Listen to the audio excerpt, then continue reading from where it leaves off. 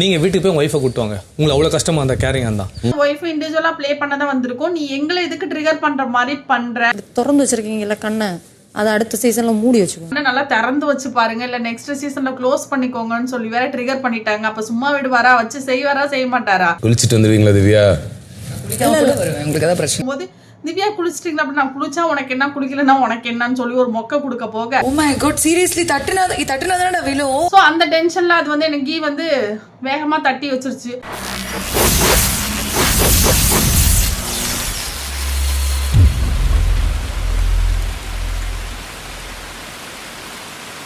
Hi வணக்கம் மக்களே, நிலா spark சேனலுக்கு தங்களை அன்போடு வரவேற்கிறேன். நான் உங்கள் நிலா. பிக் பாஸ் சீசன் 9ல் டே 47ல் இன்னைக்கு என்ன நடந்துச்சுன்றது தான் பார்க்க போகிறோம்.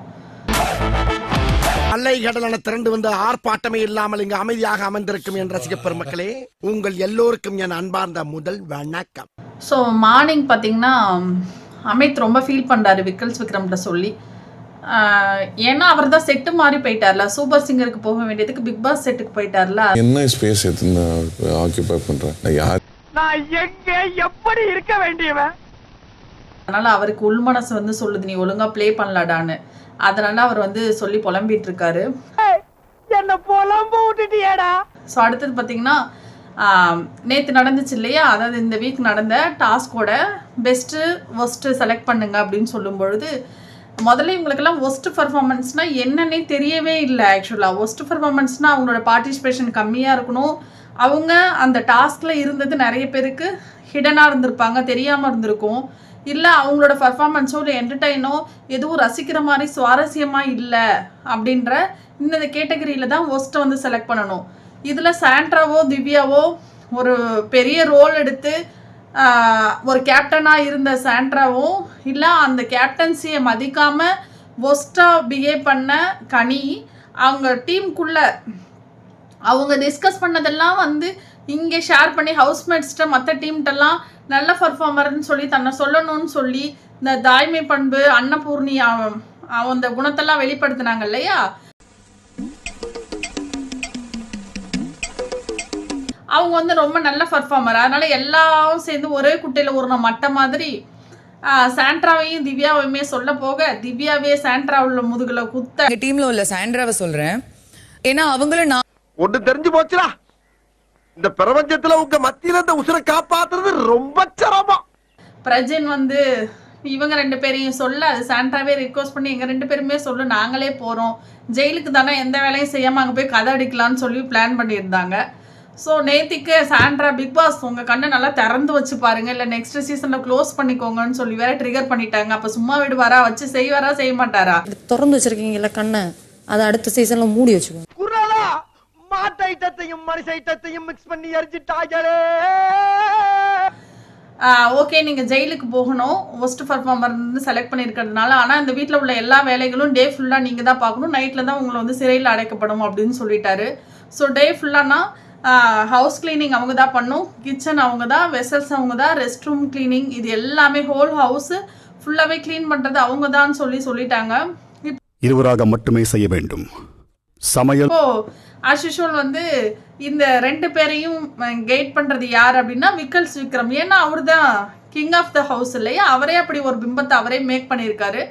அவர் தான் பண்ணணும்னு சொல்லும் பொழுது நீங்கள் தான் மேற்பார்வையிடணும், நீங்கள் சொல்கிறது தான் அவங்க கேட்கணும், அவங்க சரியாக பண்ணுறாங்களான்றதை பாருங்கள், செக் பண்ணுங்கள், நீங்கள் தான் ஆர்டர் போடணும்னு சொல்லும்பொழுது இவருக்கு அப்படியே மேலே. ஏன்னா இந்த டீமை கரெக்டாக மாப் டீமை ரொம்ப கரெக்டாக வழி நடத்தி ரொம்ப என்டர்டெயின் பண்ணதுக்காக நீங்கள் இதை செலக்ட் வின்னிங் டீம் ஆக்குனீங்களோ, அதே மாதிரி நீங்கள் இவங்க ரெண்டு பேரையும் கைட் பண்ணுங்கன்னு சொன்னோன்னே இவருக்கு ஒன்னே ஹாப்பி டியர்ஸ் வந்துடுச்சாமா.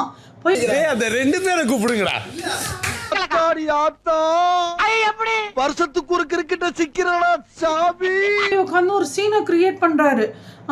எனக்கு நான் பண்றது சரியா தப்பான்னு தெரியல. அப்பா உள்ள அவருக்கே தெரியுது தாம் பண்றது ஏதோ ஒரு வகையில தப்பா வெளில ப்ரொஜெக்ட் ஆக வாய்ப்பு இருக்கு அப்படின்றது தெரியறதுனால பிக் பாஸ் வந்து எனக்கு அங்கீகாரம் கொடுத்த மாதிரி இருக்கு அப்படின்னு சொல்லி அழுத மூஞ்சி. உடனே டக்குன்னு அண்ணியின் மாதிரி பாரியா நான் போய் இப்போ என்ன பண்ணுற பாரியா அவங்க ரெண்டு பேரையும் சொல்லி சீனா போட்டுட்டு உள்ளே போகும்போது, திவ்யா குளிச்சிட்டிங்களா? அப்படி நான் குளிச்சா உனக்கு என்ன, குளிக்கலன்னா உனக்கு என்னன்னு சொல்லி ஒரு மொக்க கொடுக்க போக, குளிச்சுட்டு வந்துருவீங்களா திவ்யா? வருவேன். உங்களுக்கு ஏதாவது பிரச்சனை? நம்ம யார் வம்புக்கும் போறது இல்ல, யார் தும்புக்கும் போறது இல்ல. நம்ம உண்டு நம்ம சோழி உண்டுன்னு போயிடுறது. சரி வாங்க, இல்லை நான் மற்ற வேலையெல்லாம் இருக்குது அப்படிங்கும்போது இந்த பப்பாயா ரொம்ப நேரம் கட் பண்ணாமல் இருக்குங்க, இந்த கட் பண்ணி எல்லாருக்கும் கொடுங்க அப்படின்னு சொல்ல போக பிக் பாஸ் எல்லாரும் கார்டன் ஏரியாவுக்கு போங்க, க்ளோஸ் பண்ணுங்க டோரை அப்படின்னு சொல்ல போக உடனே அவங்க வச்சுட்டு வெளில போக உடனே விக்ரம் வந்து சபரியை கூப்பிட்டு, ஏன்னா இவங்களுக்கு வந்து யார் சாப்பிடனாலும் கவலை இல்லை, யார் என்ன ஆனாலும் கவலை இல்லை. இந்த வீட்டில் யாரும் சாப்பிட்டாலும் சாப்பிடலனாலும் அவங்களுக்கு அதை பற்றின எந்த ஃபீலுமே கிடையாது அப்படின்னு சொல்ல போக இவங்க வெளியில் எடுத்து கட் பண்ணிகிட்டு இருக்கும்போது அங்கேருந்து பிரஜின் வந்து எல்லாருக்கும் ஷேர் பண்ணி கொடுத்துரு. பிரஜின் வந்து நான் ஒரு வார்னிங் கொடுக்குறேன், இந்த பிக் பாஸ் வீட்டில் உங்களுக்கு உங்கள் மனைவியோடு வரணும்னு ஆசை இருந்துச்சுன்னா நான் ரெக்வஸ்ட் பண்ணி டோரை ஓப்பன் பண்ணி வைக்க சொல்கிறேன், தாராளமாக உங்கள் வீட்டிலேருந்து வர சொல்லுங்கள். நானும் என் ஒய்ஃபை இண்டிவிஜுவலாக ப்ளே பண்ண தான் வந்திருக்கோம், நீ எங்களை இதுக்கு ட்ரிகர் பண்ணுற மாதிரி பண்ணுற. நீங்கள் வீட்டுக்கு போய் உங்கள் ஒய்ஃபை கூட்டுவாங்க, உங்களுக்கு அவ்வளோ கஷ்டமாக அந்த கேரிங் தான். இதில் உனக்கு என்ன பிரச்சனை அப்படின்னு சொல்லி கேட்கும்போது, ஆமாம் நீங்கள் 2 பேரும் ஹஸ்பண்ட் ஒய்ஃபாக வந்திருக்கீங்க, எமோஷனலி ஒருத்தவங்க உங்களுக்கு சப்போர்ட் இருக்காங்க, அதை என்னால் ஆக்செப்ட் பண்ண முடியலன்னா இதை தான் நான் சொல்கிறேன். இந்த பிக் பாஸில் ரூல்ஸில் பிக் பாஸ் தெரியாமல் அப்போ நீ உனக்கு அந்த சந்தேகம் வருது, ட்ரிகர் இவங்க 2 பேரும் ஹஸ்பண்ட் அண்ட் ஒய்ஃபாக ப்ளே பண்ணுறதுக்கு உனக்கு கஷ்டமாக இருக்கும்ன்ற பட்சத்தில் நீ அவமதிக்கிறது யாரை, நீ அசிங்கப்படுத்துறது யாரு அப்படின்னா பிக் பாஸ் டீமையும் பிக் பாஸையும் தான். ஏன் பிரச்சனையா நோண்டுறீங்க? நோண்ட நடுவில் வந்து முன்னாடி நோண்டியா? அவங்க தான் செலக்ட் பண்ணி எல்லாம் தெரிஞ்சுதான் ஒரு ட்ரிகர் பண்ணுறதுக்கும் ஒரு கலகத்தை ஏற்படுத்துறதுக்கும் தான் ஹஸ்பண்ட் அண்ட் ஒய்ஃபாக அவங்க அனுப்பிச்சிருக்காங்க, செலக்ட் பண்ணி அனுப்பிச்சிருக்காங்க. அதில் உடன்பாடு இல்லைன்னா நீ வெளில போ, உன்னை யார் உள்ளே இருந்து ப்ளே பண்ண சொல்கிறது விக்ரம், வெளில போய் தொலைய, உன்னை யார் இங்கே இருக்க சொல்கிறது, உட்காந்து மார்க்கிங் பண்ணுறது, டிஃப்ரெண்டான பாடி லாங்குவேஜ், உடனே அப்படியே அவங்க பேசினா திரும்ப அப்படியே அவங்கள ட்ரிகர் பண்ணுற மாதிரி பேசுறது, இந்த பொழப்பழுத்த பொன்னமலை மாதிரி வேலையை பார்த்துக்கிட்டு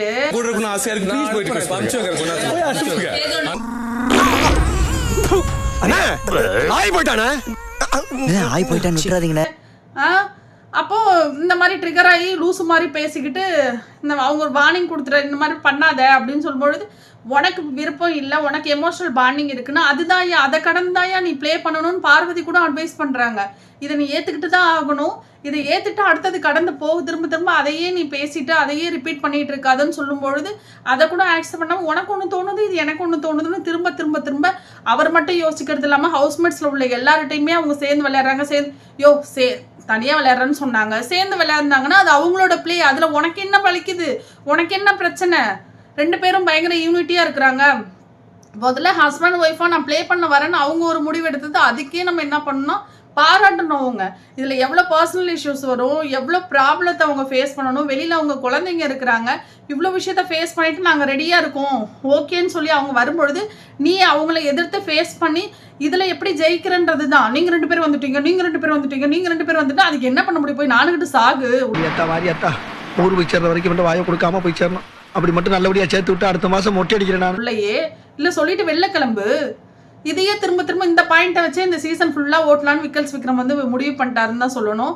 அடுத்தது பார்த்தீங்கன்னா கவின் வராரு, அவரோட பட ப்ரமோஷனுக்கு வரும்பொழுது மிட் எவிக்ஷன் ஒன்று இருக்குது அப்படின்னு சொல்லிட்டு அவர் கார்டை வச்சுட்டு போயிடுறாரு. ஹவுஸ்மேட்ஸ் எல்லாம் இவர் எஃப்ஜே தலையை வச்சு ஓப்பன் பண்ணுங்கன்னு சொல்லும்போது அதில் நீங்கள் தான் எந்த பர்ஃபார்மும் பண்ண மாட்டேறீங்க, நானாக தான் ஏதாவது ஒன்று பண்ணி தொலைகிறேன்டா, இதுலையாவது ஷாக் ஆகுறீங்களான்னு பார்க்கும்னு சொல்லி ஓகே யாரை இப்போ வெளியேற்றுறோமோ அவங்களோட லக்கேஜ்லாம் அதிகமாக இருந்தாலும் ட்ராலி அனுப்புகிறோம், எடுத்துகிட்டு வெளில கிளம்புங்கன்னு சொல்லும்போது அதை பார்த்தோன்னா கேவலமான ஒரு மொக்கையான ஒரு விஷயத்த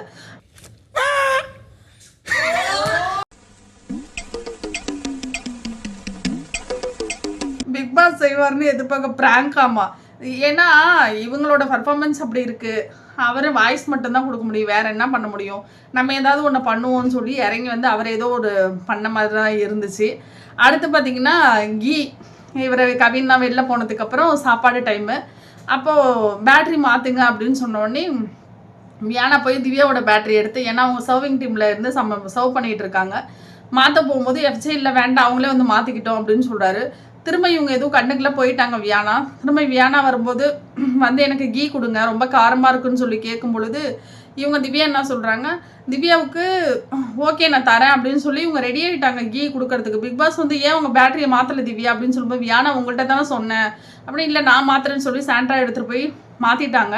நான் என்ன சொல்கிறேன்னா, உனக்கு சமைக்கிறது அவங்க கொஞ்ச நேரம் வெயிட் பண்ணட்டும், நீ உன்னோட பேட்டரி மாத்துறது தானே உனக்கு வேலை, நீ போய் மாற்றிட்டு வந்திருக்கணும். இல்லை வியானா அவங்க பாவம் ஹார்ட் ஒர்க் பண்ணுறாங்க, ஸோ வேலை செய்கிறாங்க, அவங்களே தான் எல்லா ஒர்க்குமே பார்க்கணுங்கும் போது பேர்டன் அதிகமாக இருக்கும், நம்ம ஹெல்ப் பண்ணுவோன்னு சொல்லி திரும்ப எஃப்ஜே மாற்றிக்கலாம்னு சொல்லும்போது இது எடுத்துகிட்டு போய் மாற்றலை.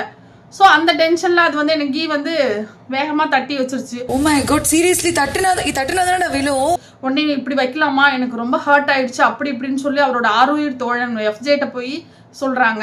அவர் நான் கேட்குறேன்னு சொல்லும்போது திவ்யா நான் இப்படி தான் வச்சேன் அப்படின்னா, இல்லை நீங்கள் வந்து தூக்கி போட்டீங்க, எனக்கு அது ரொம்ப கஷ்டமாக தட்டி வச்சிங்க என்னோட பிளேட்டில் அப்படின்னு சொல்லும்பொழுது, இல்லை அது நார்மலாக தான் வச்சேன், உனக்கு அப்படி தோணுச்சுன்னா நான் ஒன்றும் பண்ண முடியாதுன்னு சொல்லி இவங்க ட்ரிகர் ஆகிடுறாங்க. போயிட்டு இது என்ன அவன் மண்டையிலேயே நான் தூக்கி போட்டேன், ஸ்பூன் அவன் மண்டையிலேயே நான் தூக்கி போட்டேன், இதில் என்ன அவளுக்கு பிரச்சனை வருது, இது ஏன் இவ்வளோ பெருசாக இருக்கா, ஒரு ஆட்டிடியூட் காட்டு நான் இப்படி தான் பண்ணுவேன்னு சொல்கிறாள், அப்போ இதில் என்ன இது அவளுக்கு பிரச்சனை அப்படின்னு சொல்லி பேசிகிட்டு இருக்காங்க. ஸோ கொஞ்ச நேரம் கழிச்சு திரும்ப விக்ரம் சம்மந்தமே இல்லாமல் இங்கே வந்து உட்காந்துக்கிட்டு கை தட்டிட்டு இருந்தாரு. எனக்கு இரிட்டேட்டாக இருக்குது, கை தட்டாதீங்க அப்படின்னா பாரு வந்து அட்வைஸ் பண்ணிட்டு இருந்தாங்க திவ்யாவுக்கு, இதெல்லாம் ஒன்றும் பெருசாக எடுத்துக்காத, இந்த ஹவுஸில் இப்படி தான் இருப்பாங்கன்னு. உடனே பாட்டு பாடுறாரு, சம்மந்தமே இல்லாமல் நீ அவங்களுக்கு கைட் பண்ணுற ஒரு ஆளாக இருக்கணும்னா அவங்க பர்சனலாக உட்காந்து ஒரு பிரேக் டைம்லையோ இல்லை சாப்பிட்டுட்டு ஏதோ ஒன்று பண்ணும்போது நீ ஏன் அங்கே வந்து இரிட்டேட் பண்ணுற, நீ முகரை கட்டி வச்சு நீ எல்லாம் இரிட்டேட் பண்ணுற அளவுக்கு அவங்க பண்ணிட்டு இருக்காங்களா? பக்கத்தில் உட்காருது ஓகே, பாடாதீங்க. நான் எங்க பாடாம இருக்கணும்? ஏண்டா டேய், எனக்குன்னே வருவீங்களாடா? ஏன்ட்ட சரசம் பண்றக்கே வாட்டாப்பே உங்களை பெற்றுறாங்களா? ஏதோ ஒன்று அவங்க பண்ணுறாங்கல்ல, க்ளீன் பண்ணுறேன்னா அந்த மாப் டீம் வச்சுக்கிட்டு கொஞ்ச நேரம் மட்டும் க்ளீன் பண்ணிவிட்டு உடனே வந்து நீ பர்ஃபார்மன்ஸ் பண்ணுற, என்டர்டெயின் பண்ணுற, நானே ஒன்று க்ரியேட் பண்ணுறேன், நீ சீன் போடுறதுக்கு யாரும் என்ன பண்ண முடியும்? கிச்சனில் ஒன்று சீரியஸாக சொல்கிறேங்க, விமென்ஸுக்கு நல்லா தெரியும், கிச்சனில் அவ்வளோ வேலை இருக்கும், அவ்வளோ வேலை செய்யணும், குக் பண்ணணும், சைட் பை சைடு எல்லாமே மேக் பண்ணணும், வெசல்ஸ் வாஷ் பண்ணணும், கிச்சனை க்ளீன் பண்ணணும், இவ்வளோ வேலை இருக்குது. அது உண்மையிலே மென்டலி ரொம்ப ப்ரெஷர் ஏற்படுத்தும். இப்போ இத்தனை ஹவுஸ்மேட்ஸுக்கு அவங்க மட்டுமே சமைக்கணும் போது அது ரொம்ப பேர்டனாக இருக்கும். அதை புரிஞ்சுக்கணும். ஒரு பனிஷ்மெண்ட் ஒருத்தவங்களுக்கு கொடுக்கணுன்றதுக்காக கண்டபடி அவங்க கொடுக்குறாங்கன்னா நீ ஒரு மனிதாபிமானத்தோடு நடந்துக்கணும். அப்போ நடந்துக்கலன்னா அவங்களுக்கு ட்ரிகராக தான் செய்வாங்க, அது அவங்களுக்கு ஃபீல் ஆகும், அதோட ரிஃப்ளெக்ஷன் வந்து இப்படி தான் வரும். அப்போ வந்து கேவலமாக இரிட்டேட் பண்ணுறேன்னு ஒன்று ஏதோ ஒன்று பண்ணிகிட்டு இருக்காரு. அவரை பற்றி சொல்கிறதுக்கு எதுவுமே இல்லை. பானப்பத்திரம் ஓனாண்டி விக்ரம் இதெல்லாம் ஈகோ, சரியான ஈகோ. இவனோட ஈகோவுக்காக இவன் என்ன வேணாலும் பண்ணுவான்றது நம்ம எல்லாருக்குமே தெரிஞ்சது தான். இப்போ லாஸ்ட்டாக வந்து டாஸ்க்குக்கு வந்து ஃபுட்டு ஏதோ கொடுக்குறாங்க, பர்கர் இதெல்லாம் கொடுக்கும்பொழுது அப்போது திவ்யாவையும் சாண்ட்ராவையும் கண்டுக்கவே இல்லை. இதுக்கு போய் நீங்கள் பர்ஃபார்மன்ஸ் பண்ணி என்னை இம்ப்ரெஸ் பண்ணாதான் உங்களுக்கு ஃபுட்டு நான் வந்து கொடுப்பேன் அப்படின்னு சொல்லும் பொழுது அவங்க ரெண்டு பேரும் சரி வாங்கன்னாது சொல்லணும், எதுவுமே சொல்லலை. இதுங்க பர்ஃபார்மன்ஸ் பண்ணிட்டு இருக்கோம், நீங்கள் மட்டும்தான் இருக்கீங்களா ஹவுஸில் அப்படின்னா நோ கோஆர்டினேஷன், நாட் ஹாப்பி. போய் கூப்பிடவும் அவங்க நீங்கள் ஃபர்ஸ்ட் டைம் கூப்பிடலை, அவங்கள ஹவுஸ்மேட்ஸாகவே நீங்கள் கன்சிடர் பண்ணல, அப்புறம் எப்படி திரும்ப அவங்க வருவாங்க? அப்போ திரும்ப ஃபுட்டெல்லாம் இது ஏதோ பர்ஃபார்மன்ஸ் பண்ணி ஃபுட்டெல்லாம்னா சரி லிவிங் ஏரியாவுக்கு வாங்க அப்படின்னு சொல்லி கொடுத்து எல்லாம் சாப்பிட்றாங்க. ஸோ இவங்களோட ஈகோ, இவங்களுடைய பயாஸ்ட்டு, இவங்களுடைய ஒரு சில பர்சனல் வெஞ்சன்ஸு இதை வச்சு தான் அந்த ஹவுஸ் வந்து ரன் ஆகுது. ஒன்றும் சுவாரஸ்யமாகவும் இல்லை, ஒன்றும் ரசிக்கிற மாதிரியும் இல்லை, ஒன்றும் நம்ம என்ஜாய் பண்ணுற மாதிரி இல்லை, இவ்வளோ கேவலமாக தான் போயிட்டுருக்கு. இது இப்போ நீ வரக்கூடிய நாட்களில் மட்டும் என்ன சுவாரஸ்யத்துக்கு பஞ்சமே இல்லாமலாம் இருக்க போது, என்ன டாஸ்க் கொடுத்தாலும் மொக்க கொடுக்க ரெடியாக இருக்குங்க ஹவுஸ்மேட்ஸு. ஸோ பார்ப்போம். Thank you so much. இன்றைக்கி இதுதான் நடந்துச்சு. சப்ஸ்கிரைப் பண்ணுங்கள், சப்போர்ட் பண்ணுங்கள், கண்டிப்பாக உங்கள் ஃபேமிலியில் மெம்பர்ஸ்க்கெலாம் ஷேர் பண்ணுங்கள். Thank you so much. Thank you guys.